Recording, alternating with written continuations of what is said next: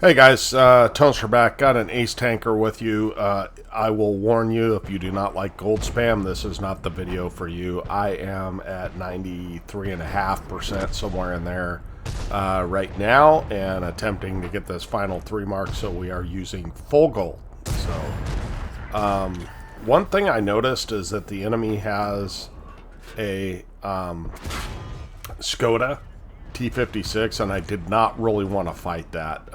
So that's part of the reason I came up here.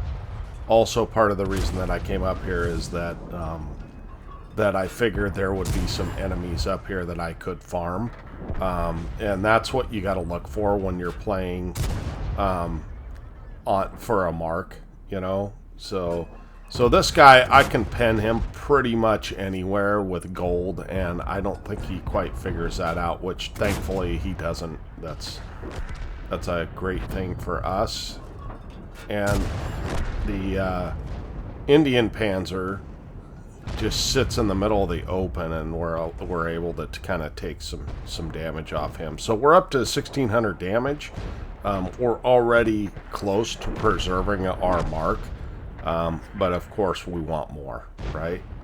So look at all these guys pushing in, and we know that we're gonna probably get at least a couple of free shots. I wish this Tiger P would have backed up so I could support him, but we're gonna go ahead and hit that Skoda.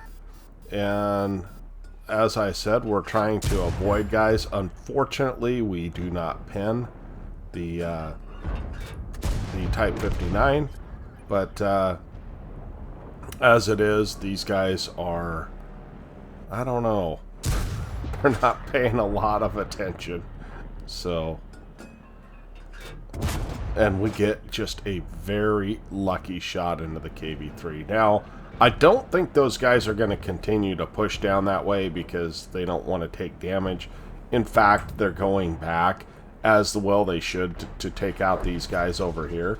And so what was a very convincing winning game turned into not a convincing winning game, and that is a theme when you're 3 marking and you're getting ace tankers, is that these games oftentimes turn into something as we are able to bait into the track there, the KV3.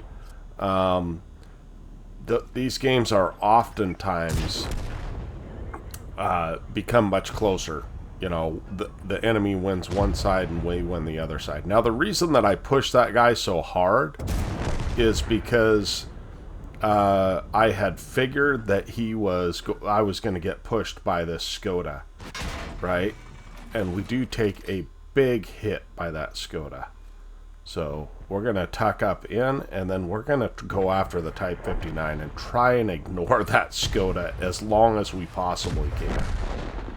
There's only 2 guys left, and so as I've said before, you need to keep distance between you and a Skoda. Luckily, he is lit, and we're going to line up for a shot here as he crosses, and we do get a nice little snapshot there. So we put a couple of shots into him and tried to kind of lower his hit points a little bit. But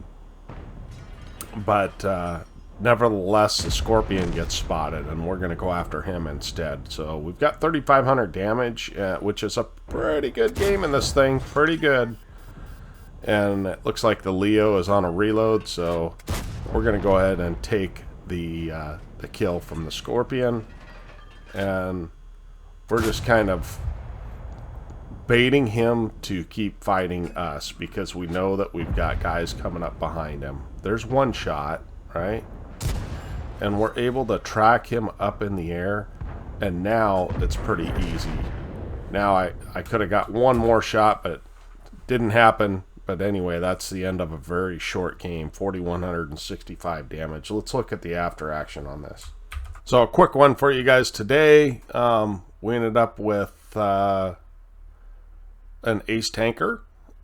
We ended up with Confederate and high caliber for our 4,100 damage, 1,464 base XP.